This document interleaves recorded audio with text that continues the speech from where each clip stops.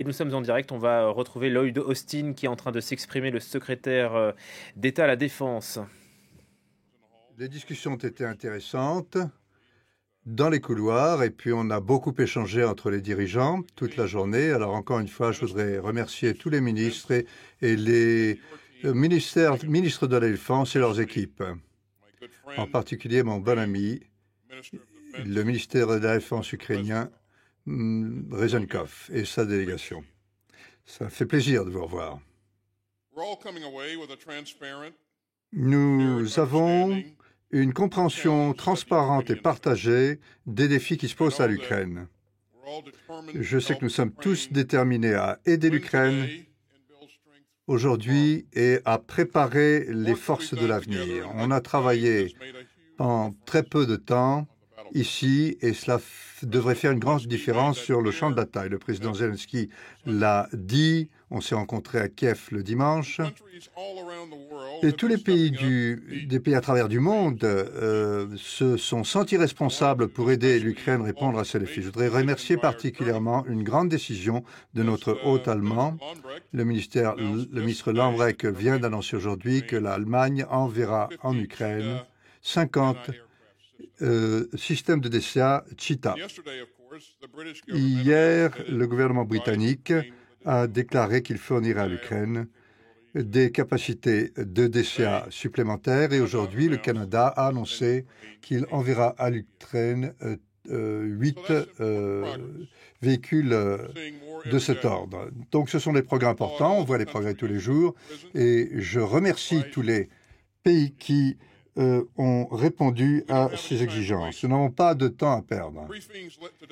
Le briefing d'aujourd'hui a montré pourquoi les semaines à venir seront si fondamentales pour l'Ukraine. Donc il faut aller au rythme de la guerre. Je sais que tous les dirigeants réunis ici aujourd'hui sont résolus plus que jamais à soutenir l'Ukraine dans sa lutte contre l'agression russe et contre les exactions russes. Je sais que nous sommes tous résolus à faire davantage pour mieux coordonner nos efforts. J'ai été particulièrement fier d'entendre le général Walter nous dire qu'il était déterminé à utiliser davantage les mécanismes de coordination de l'USCOM.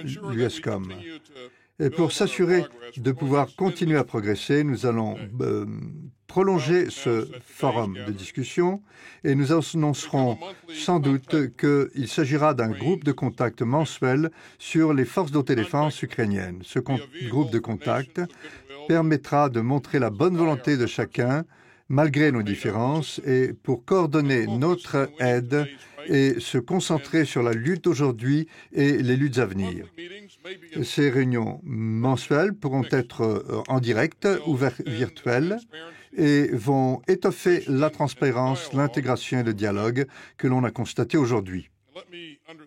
Je voudrais souligner autre chose de très important. On a eu une session importante aujourd'hui sur le soutien à long terme pour les défenses ukrainiennes, y compris que faut-il pour notre industrie de la défense. Que faut-il faire? Cela veut dire qu'il faut répondre à l'énorme demande de munitions et de plateformes techniques que l'on constate.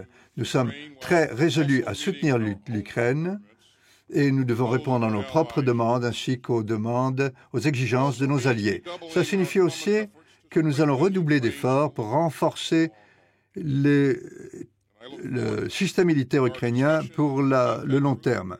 Nous aurons des discussions au sein du groupe de contact et ailleurs pour trouver la bonne formule. Encore une fois, je voudrais remercier tous les pays qui se sont solidarisés aujourd'hui, qui ont fait un travail essentiel et qui ont lancé un signal important. Nous allons poursuivre ces progrès d'aujourd'hui, continuer de rassembler cette bonne volonté pour aider l'Ukraine à bien se défendre. Nous allons continuer de travailler de manière transparente et dans l'urgence avec nos alliés. Nous allons continuer de pousser à la roue pour soutenir et renforcer les militaires ukrainiens pour les batailles à venir. Donc, dès aujourd'hui, nous nous sentons renforcés tout comme l'Ukraine. Merci et je suis prêt à répondre aux questions. Première question, Sylvie Notom, AFP. Merci. Monsieur le secrétaire, j'ai deux questions. La Moldavie a renforcé ses mesures de sécurité après une série d'explosions en Transnistrie. Pensez-vous qu'il y a un risque que le conflit déborde en Moldavie? Deuxième question. Après cette grande réunion entre les Alliés et l'Ukraine, n'êtes-vous pas inquiet que Poutine s'agite et menace encore une fois d'utiliser l'arme nucléaire? En ce qui concerne plutôt les répercussions sur la Moldavie, étant donné ces rapports d'explosion et de violence, nous examinons encore quelles sont les causes de cet état de choses. Nous sommes encore en train d'examiner ce qui s'est passé et nous ne le savons pas encore, mais nous allons nous focaliser là-dessus. Il ne faudrait pas que ça déborde, en effet, ce conflit. Mais encore une fois, il est important de s'assurer que l'on fasse tout ce qu'on peut faire pour s'assurer que l'Ukraine réussisse. Et c'est la meilleure manière de traiter ces problèmes. Deuxième question déjà.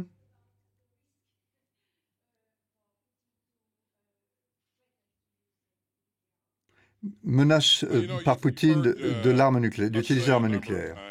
Vous avez entendu dire un certain nombre de fois que ce genre de discours est très dangereux et ne fait pas avancer les choses. Personne ne souhaite une guerre nucléaire, une guerre qui ferait perdre tous les participants. Donc, battre du tambour, faire entendre des bruits de bottes, de toute évidence, ça ne sert pas à grand-chose et nous n'allons pas y participer. Question suivante, Suzanne Gelvert de ZDF. Sans micro.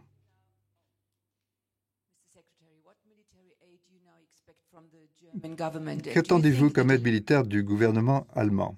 Pensez-vous que la livraison de blindés est suffisante de la part des Allemands? Vous voulez parler des Cheetahs? D'accord. Je voudrais dire, et je l'ai déjà dit auparavant quand je suis venu en Allemagne, je considère l'Allemagne comme étant un grand ami et un allié. J'ai servi en Allemagne, j'ai travaillé pour les forces militaires allemandes et ça a toujours été un grand plaisir de travailler avec nos partenaires allemands. Il est important de constater que l'Allemagne a annoncé qu'elle allait fournir 50 systèmes Cheetah. Et ces systèmes permettront à l'Ukraine de faire des choses. Alors, qu'est-ce que l'Allemagne peut faire d'autre à l'avenir? Encore une fois, il leur appartient de décider. Il appartient aux dirigeants allemands de le faire. Je ne peux pas me lancer dans la spéculation.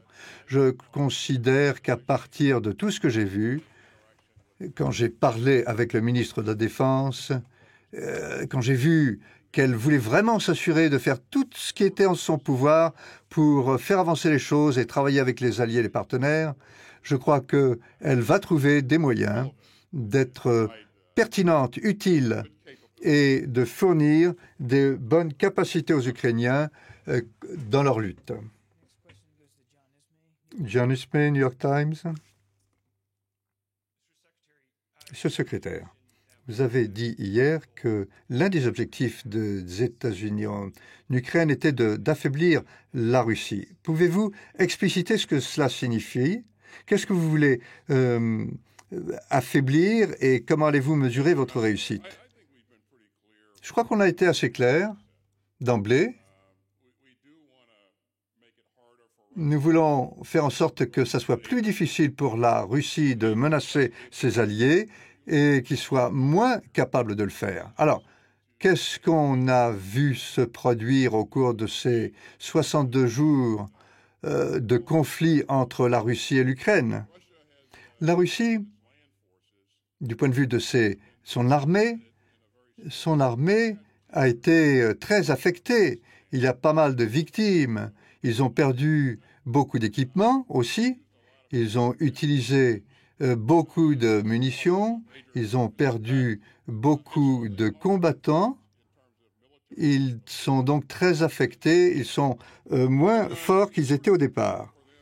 Et ça sera difficile pour eux de remplacer certaines de ces capacités à l'avenir, étant donné les sanctions et les restrictions commerciales qui ont été imposées. Donc, nous voudrions nous assurer, encore une fois, qu'ils n'aient pas le même type de capacité pour persécuter leurs voisins, ce qu'on avait constaté au début de la guerre. Question suivante. Ute Spangenberger de ARD. Bonjour. Comment peut-on bâtir une Ukraine sûre? Est-ce que l'Ukraine pourrait adhérer à l'OTAN? Encore une fois, ce sera une décision que les Ukrainiens devront prendre et l'OTAN devra prendre, mais je crois que nous serons toujours respectueux du principe de garder la porte ouverte. Je ne voudrais pas supputer ce qui peut se passer, mais je crois qu'à l'avenir, il y a des possibilités, et si cette possibilité d'adhérer existe, l'Ukraine cherchera encore à adhérer à l'OTAN. Mais encore une fois, c'est un petit peu loin encore et ça ne servirait pas à grand-chose de spéculer actuellement. Je crois que la première étape, la première chose à faire, c'est de terminer ce conflit. Ce qu'il faut pour mettre un terme à ce conflit, c'est que M. Poutine prenne la décision d'y mettre un terme. C'est lui qui l'a commencé sans aucune raison et